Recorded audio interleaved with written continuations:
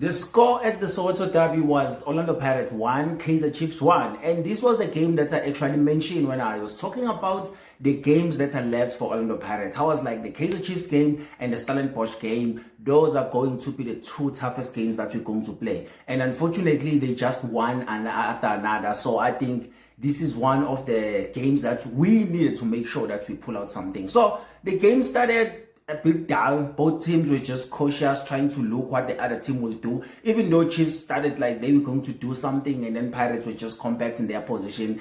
And I think I would like to mention one thing. I think the tactical side of the Kaizer Chiefs, it was really unfair in terms of the way they came in for players like that. They wanted to just break players' leg, and I think that's not a good thing. And Ouaddou actually talked about it, this thing that those guys didn't come to actually play the game. And I think it was a very bad thing from Coach Kaizer and Ben Khalil, the way they set up their team. I understand sometimes you need to tell players to be more physical because it's really a contact sport, but to tell players to break other players like that, and I think this derby, the experience that happened was one of the worst derbies, and not because Pirates didn't win, but I think the way most of the things played out, the scuffles that we had in that match, they were so unnecessary. Players, I think I respected a guy like Lebohang Mapoe, but what he did, it was so childish for him to just stomp on a player like that. And I think because he's so grown up now, like I think he's 31, I didn't expect him to be the one that's also do those type of things. I think Ndlovu came with a straight work to do, to like just deal with Mfokeng, make sure that Mfokeng doesn't get comfortable on the ball, which I think is good if you're going to give him like a little bit of a rough.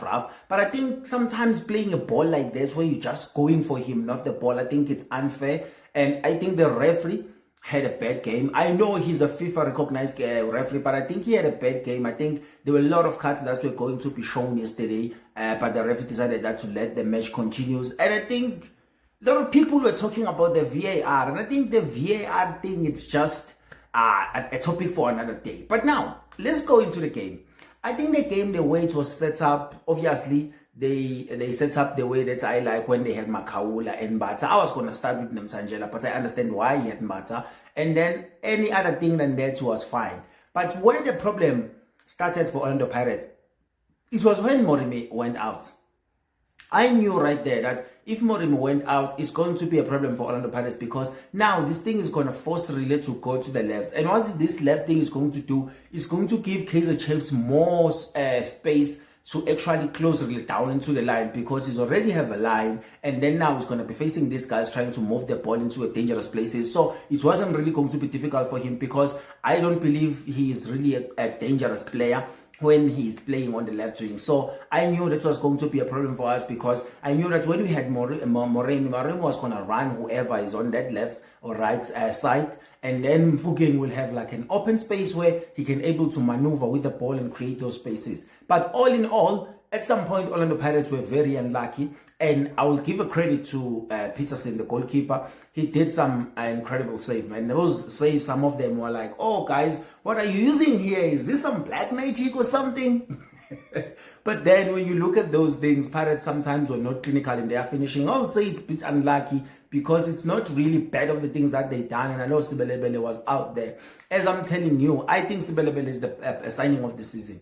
For him to actually find that ball, that hustle cross, and then Peterson pushed away, and he was the guy that was there to finish that ball. And I think from all the way from right back, and I think that's incredible enough. And I've said that beside the stats and everything, the way he gives Pirates an extra way to play, an extra way to be dangerous, is kind of like something that people don't actually really recognize that much and give him the credit for. And I think is the best signing of the season. I know there's guys like Apolis and all of those guys, but I think when you look at a guy that is always there giving his 100%, even when he came after injury, he came a little bit slow, but after that he picked up the form, and then he just goes for it. Every game he goes for it. And I really like Lebito, but I feel like Lebito next season is also going to need to fight for his position if Sebelebele will continue to play like this. So I think it was one of those things. And on the Kaizer Chiefs side, they just didn't came to do much. They came to actually deal with the players, and they did an incredible work making sure that they closed down some of the players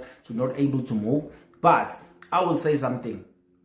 having Nemtsanjela at Pirates, it's one of the important things that we have. He's the guy that can actually come and cover those runs and do all those things. So I think when we had a game that was like that at 1-1, it's a game that needed people to actually come up with some kind of strategies, even though coaches didn't want to go for it. Because at some point I thought Orlando Pirates was going to go for it and just take it. But at some point they were scared of Chiefs, that if they go for it, Chiefs hit them on the counter. Because we saw on the goal, which is a mistake from Mbata and Nemtsanjela, they went for the same player, and then it was their clash, and then it's opened up a lot of space at the back, and then it was an easy goal for the Chiefs, and then Tuba just passed the ball to Modi. It was a net. Nothing that Shane was going to do on that one. And then I think it's more of a similar on their side as well. When Hotto crossed that ball, he was shooting as well, and then push it back, and then it's found Sebelebele, it's a net. And I think, but the chances that Orlando Pirates created, some of them were supposed to take goals on those chances. And I think losing the game, it's not a good result for Orlando Pirates, beside the fact that we are chasing the league.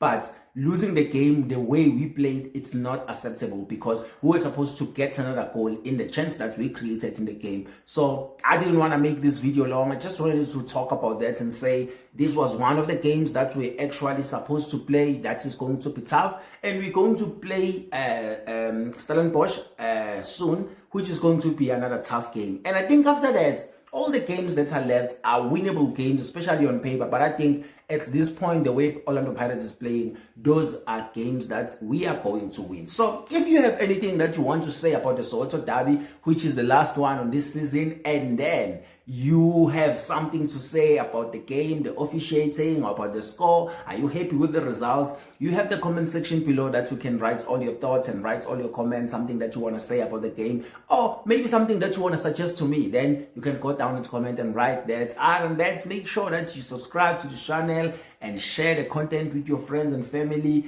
and you like when you watch. And then I will keep on posting these videos, and I will see you on the next one. Up the Bucs, once, always.